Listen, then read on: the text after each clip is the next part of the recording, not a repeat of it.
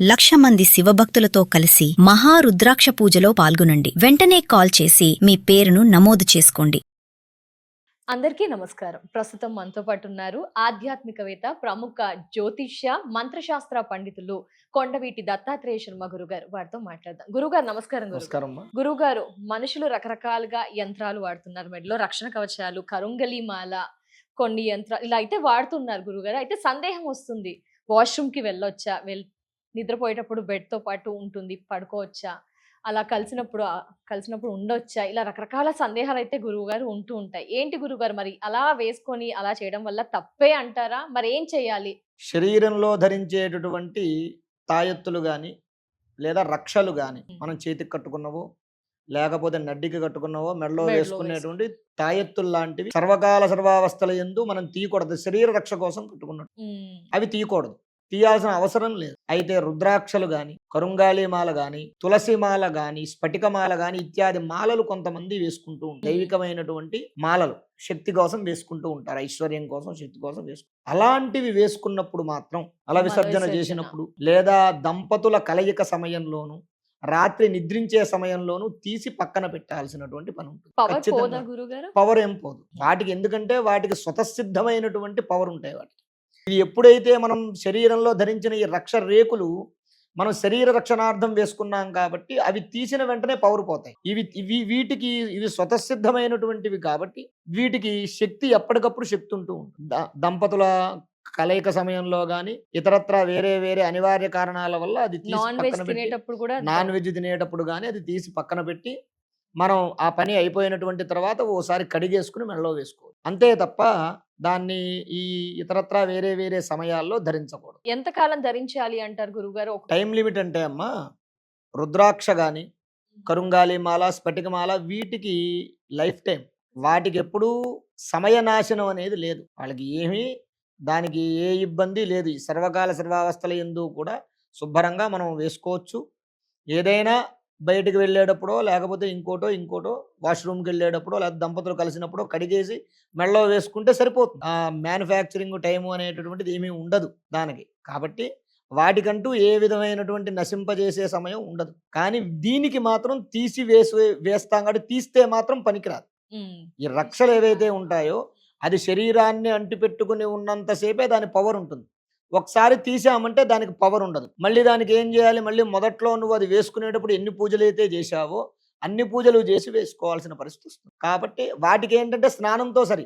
స్నానం చేసినప్పుడు శరీరం తడుస్తుంది, శరీరం శుద్ధి అవుతుంది. అలాగే యంత్రం కూడా శుద్ధి అయిపోతుంది, రక్ష కూడా. అంతే తప్ప రక్షలు గాని యంత్రాలు గాని మెడలో ఉన్నవి తీయాల్సిన అవసరం లేదు. రుద్రాక్షలు ఇత్యాది దేవతా లాకెట్లు గాని, బంగారు మాలలు గాని అలాంటివి వేసుకుంటేనే తీయాలి. మరి ఆడవారు గురువుగారు పీరియడ్స్ వస్తూ ఉంటాయి, ఆ టైంలో ఎలాంటి నియమాలు? ఆడవారైనా సరే రక్షలు తీయాల్సిన అవసరం లేదు. ఆడవారు ఎలాగో రుద్రాక్షలు అవి ఇవి వేసుకోరు కాబట్టి కొంతమంది వేసుకుంటున్నారు. వాస్తవంగా కరుంగలి మాల అంటే ఈ మధ్య కాలంలో బాగా అది ప్రాచుర్యంలోకి వచ్చింది కాబట్టి ఆ ధనుష్ అనేటటువంటి హీరో వేసుకుని ఆయన ఏదో ట్రెండింగ్ అయ్యి ఆయన ఏదో చేస్తున్నారు, ఇట్లాంటి వాళ్ళు వేసుకుంటున్నారు కాబట్టి వేసుకుంటున్నారు. కానీ ఎవరైనా సరే శుచిగా ఉన్నప్పుడు వేసుకోవచ్చు. ఎప్పుడైతే శుభ్రత అనేది మన శరీరానికి ఉండదో అటువంటి పనులు మనం చేసేటప్పుడు మాత్రం దాన్ని తీసి పక్కన పెట్టేసుకుని, ఇప్పుడు ఇంట్లోకి రాకూడదు రోజులు ఉంటే ఆడవాళ్ళు తీసి పక్కన పెట్టేసేయాలి. అయిన తర్వాత మళ్ళీ దాన్ని శుద్ధి చేసుకుని పాలల్లో కడుక్కుని మెడలో వేసుకోవాలి. రుద్రాక్ష అయినా సరే, కరుంగలిమాల అయినా సరే, స్ఫటికాలైనా సరే, ముత్యాలైనా సరే, ఏవైనా సరే. గురుగారు వీటి గురించి అయితే క్లారిటీ ఇచ్చారు గురుగారు. జనాలు భయపడిపోతుంటారు యంత్రం కింద పడగానే, అయ్యో బాబోయ్ మాకు ఏదో అయిపోతుంది అని. దాని గురించి ఏమంటారు గురుగారు? మనం ధరించేటటువంటి యంత్రం మనలో మన దగ్గర ఎంతకాలం ఉండాలో అంతకాలమే ఉంటుంది. అంటే రాళ్ళు గాని యంత్రాలు గాని చాలా మంది మనం చూస్తూ ఉంటాం, ఉంగరాలు పెట్టుకుంటూ ఉంటాం. పెట్టుకున్న తర్వాత సంవత్సర కాలము 6 నెలల కాలము బానే ఉంటుంది. తర్వాత ఎక్కడో అక్కడ ఉంగరం ఉంటుంది కానీ రాయి పడిపోతూ ఉంటుంది. అలాంటి సందర్భాలు చాలా ఉంటాయి. అలాగే మెడలో రక్షలు గాని తాయెత్తులు గాని వేసుకున్నప్పుడు అది కొంతకాలం తర్వాత తెగిపోవటము, లేకపోతే ఊడిపోవటమో పడిపోవటమో లాంటివి జరుగుతూ ఉంటాయి. అదేమిటయ్యా అంటే దాని శక్తి, దాని పవర్ అక్కడ వరకే వచ్చింది. దాని పవర్ అనేటటువంటిది అది మీకు అక్కడ వరకే అది వచ్చింది. ఎప్పుడైతే దాన్ని మించినటువంటి పవర్, ఎప్పుడైతే నెగిటివ్ పవర్, ఇప్పుడు అదేంటి మనం పాజిటివ్ కోసం వేసుకుంటాం, దానిని మించిన నెగిటివ్ పవర్ ఎప్పుడైతే మనకు వస్తుందో ఆ నెగిటివ్ పవర్ యొక్క శక్తి తట్టుకోలేక ఇది ఇబ్బంది కలిగి తెగిపోవటం, కింద పడిపోవడం అలాంటివి జరుగుతూ ఉంటాయి. అలాంటప్పుడు మంచి వాళ్ళని సంప్రదించి, జ్యోతిష్కులను లేకపోతే మంత్రశాస్త్ర పండితులను ఎవరినో ఒకరిని సంప్రదించి, గురువు గారిని సంప్రదించి చక్కగా మళ్ళీ పునః ఆ యంత్రాన్ని ఓసారి జాతకం చూపించుకుని మన యొక్క పరిస్థితి ఏంటి, ఏమన్నా పరిహారాలు లాంటివో పూజలో హోమాలో లాంటివి చేయించుకుని మళ్ళీ రక్ష సూత్రాలు ధరిస్తే శుభం కలుగుతుంది. గురుగారు అలాగే కొంతమంది ప్రజలు ఏం చేస్తుంటారు, ఒక రక్షణ కవచం ఫాదర్ కేసారే అనుకోండి, పిల్లాడికి భయమో ఏదో ఇబ్బంది ఉందని పిల్లాడికి వేస్తూ ఉంటారు, లేకపోతే second kid the first kid కి వేయడం, ఇలా చేస్తూ ఉంటారు.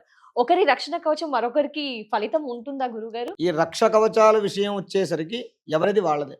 ఎవరిది వాళ్ళు. చాలా మంది తెలియక అంటే రుద్రాక్షలు కానీ కరుంగాలి ఇలాంటివి మార్చుకోవచ్చు, కానీ రక్ష యంత్రాలు మాత్రం ఎవరి పేరు మీద చెప్పి దానికి పూజ చేస్తారో వాళ్ళు మాత్రమే ధరించాలి తప్ప ఇతరత్ర వేరే వాళ్ళకి ఇవ్వకూడదు. ఒకవేళ వేరే వాళ్ళకి ఇస్తే ఆ నెగిటివ్ ఎనర్జీ అనేటటువంటిది వాళ్ళకే తగులుతుంది తప్ప పిల్లలకు వస్తుంది. నెగిటివ్ ఎనర్జీ మళ్ళీ పిల్లలకు వస్తుంది. దీని శక్తి వాళ్ళు తట్టుకోలేరు అనుకోండి, చాలా ఇబ్బంది పడతారు. కాబట్టి అటువంటి పనులు చేయకుండా, డబ్బు ఖర్చు అని అనుకోకుండా చక్కగా ఎవరినైనా సంప్రదించి మంచిగా ఆ పిల్లలకు కూడా రక్ష యంత్రాలు వేయిస్తే బాగుంటుంది. గురుగారు కొన్నిసార్లు యంత్రం వేయించుకుంటాం, అబ్బా ఇది మాకేం పని చేయట్లేదు అని ఫీల్ అవుతూ ఉంటాం. ఎలాంటి సందర్భాల్లో పని చేయదు అంటారు? ఎలాంటి సందర్భాల్లో పనిచేయదు అంటే రక్ష సూత్రాలు కానీ యంత్రాలు కానీ మనం ధరించేటప్పుడు కొన్ని నియమాలు చెప్పాలి, కొన్ని నియమాలు పాటించాలి. ఆ నియమాలు ఏమిటయ్యా అంటే దానికి ఇందాక మనం చెప్పుకున్నాం, స్నానం చేసేటప్పుడు ఇతరత్ర కొన్ని ఉంటాయి. కొన్ని యంత్రాలు ధరిస్తాం, ఆ యంత్రాలు ధరించినప్పుడు దంపతులు ఇద్దరు కలవసేటప్పుడు అది ధరించకూడదు, లేదు చావుకి వెళ్ళేటప్పుడు దాన్ని ధరించకూడదు. అంటే కొన్ని నియమాలు, ఒక్కొక్క యంత్రానికి ఒక్కొక్క నియమం ఉంటుంది. ఆ నియమాన్ని పాటిస్తే ఆ యంత్రం యొక్క శక్తి మనం ఎంతకాలం పాటిస్తామో అంతకాలము ఆ శక్తి ఉంటుంది. ఎప్పుడైతే మనం మర్చిపోయి ఆ నియమాన్ని ఉల్లంఘిస్తామో అప్పుడు ఏమవుతుందయ్యా అంటే దాని శక్తి పోతుంది. ఆ కారణంగా మనకి ఆ యంత్రాలు పనిచేయకుండా ఉంటాయి. కానీ ఇంకోటి కూడా ఏంటంటే యంత్రం ఎప్పుడైనా సరే మనం వేసుకునేటప్పుడు మనం ఇలా వెళ్ళి ఏదో షాపులో వెళ్ళి ఒక 500 పెట్టి ఓ చీరో లేకపోతే ఓ చొక్కానో తెచ్చుకున్నట్టు కాదు. యంత్రం తెచ్చుకోవడం అంటే కొట్టులోకి వెళ్ళిపోయి ఇంట్లోనూ వాటిలోనూ ఇంట్లోనూ అమ్ముతారు. ఎప్పుడైనా సరే ఒక రక్షని, ఒక యంత్రాన్ని మనం ధరించాలి అంటే కనీసం ఆ యంత్రానికి, ఇప్పుడు గణపతి యంత్రం ధరించాలనుకుందాం, గణపతి యంత్రం ధరిస్తే సకల కార్యముల యందు కూడా వాళ్ళకి విజయం లభిస్తుంది. ఆటంకాలు అనేవి ఉండవు గణపతి యంత్రం ధరించాలంటే. వాడు ఆ గణపతి యంత్రం ధరించాలంటే ఏం చేయాలి, 41,000 సంఖ్య గణపతి మంత్రం జపం చేసి దానికి తర్పణం చేసి ఆ యంత్రానికి హోమం చేయాలి. హోమం చేస్తే కానీ ఆ యంత్రానికి బలం రాదు. అప్పుడు వాడు ఆ హోమం చేసుకున్న తర్వాత ఆ యంత్రాన్ని ధరించాలి. మనం ఏదో బయట యంత్రం దొరుకుతుంది కదా, గణపతి లాకెట్టో లేకపోతే గణపతి యంత్రం బయట దొరుకుతుంది కదా కొట్లో, ఓ 1000-500 పెడితే వచ్చేస్తుంది, తెచ్చి వేసుకుంటే దానికి ఏమీ ఉండదు. బయట ఉన్న రాయి ఒకటే, నీ మెడలో ఉన్న యంత్రం కూడా ఒకటి. ఎప్పుడైతే దానికి మనం శక్తిని కలిగించే పూజ చేస్తామో అప్పుడు దాని యొక్క శక్తి నీకు ఉపయోగపడి మంచి ఫలితాన్ని ఇస్తుంది. ఇప్పుడు టీవీలో చెప్తారు కరుంగలీమాల, ఇప్పుడు దానికి ఉదాహరణ కోసం నేను చెప్తున్నా. కరుంగలీమాల ధనుష్సు వేసుకున్నాడు అని అందరూ వేసుకుంటున్నారు. ధనుష్సు ఎక్కడ వేసుకున్నాడు, అక్కడ సుబ్రహ్మణ్య స్వామి దగ్గర, ఆ ఊర్లో ఏదో ఊర్లో పాతాళ శంభీ మురుగన్ అనేటటువంటి దేవాలయం, ఆ పాతాళ మురుగన్ అనేటటువంటి సుబ్రహ్మణ్య స్వామి దగ్గరికి వెళ్ళి పూజ చేసుకుని ఆయన కొంతకాలం పాటు ఆ తావళం, ఆ యొక్క మాల అక్కడ పెట్టించి పూజ చేయించి అప్పుడు ఆయన అక్కడ ధరించాడు. నువ్వు బయట ఏ కొట్లో పడితే ఆ కొట్లోకి వెళ్ళి దొరికేది నీకు ఏం ఫలితం ఇస్తుంది? ఆయన సుబ్రహ్మణ్య స్వామి పాదాల దగ్గర పెట్టి పూజ చేశాడు కాబట్టి ఆ ఫలితం వచ్చింది. ఆయన దానికి సంబంధించిన నియమ నిబంధనలు కూడా ఆయన పాటిస్తున్నాడు కాబట్టి ఆయనకు ఫలితం వచ్చింది. ఆయన వేసుకున్నాడు కదా అని చెప్పి మనం బయటికి వెళ్ళి 1000-1500 దొరుకుతుందని మెడలో వేసుకుంటే ఆ ఫలితం ఎక్కడి నుంచి వస్తుంది? రాదు కదా. ఇక్కడ అంటే జనాలు తెలియక చేసే పొరపాటు అది. ఆయన వేసుకున్నాడు నేను కూడా వేసేసుకోవాలి అనేటటువంటి స్వభావం ఎప్పుడైతే వస్తుందో ఆ స్వభావం వల్ల అటువంటి వాటి వల్ల ఫలితాలు కలగవు, అటువంటి యంత్రాల వల్ల ఫలితాలు కలగవు.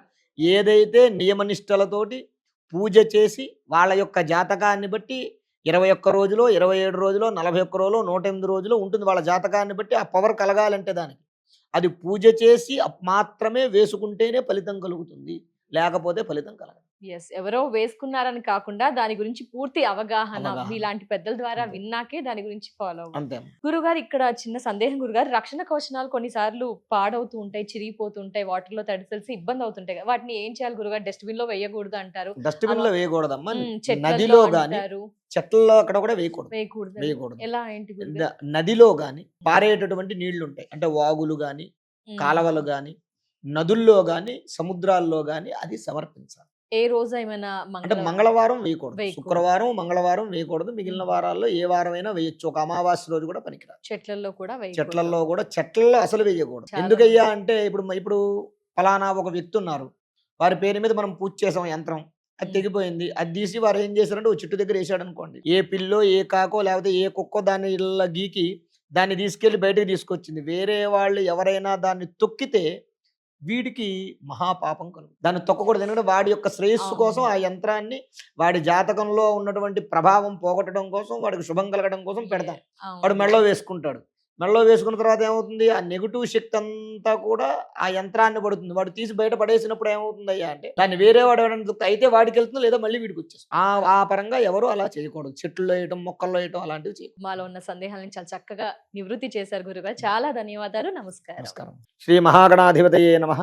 ఆరోగ్యము, ఐశ్వర్యము, ఆనందము, ఆర్థిక లాభం ఇవన్నీ కలగాలంటే ఆగస్టు 11వ తారీఖు మంగళవారం రోజున మేము నిర్వహించేటటువంటి 1,00,000 రుద్రాక్షల పూజలో పాల్గొనండి. పరమేశ్వరుడి యొక్క అనుగ్రహం వల్ల సర్వ విధములైనటువంటి కష్టాలు నివారణమై ఐశ్వర్యాలు కలుగుతాయి. 1,00,000 రుద్రాక్ష పూజలో పాల్గొనేటటువంటి వారు స్క్రీన్ మీద స్క్రోల్ అవుతున్నటువంటి నంబర్లకు కాల్ చేసి రిజిస్ట్రేషన్ చేసుకోగలరు.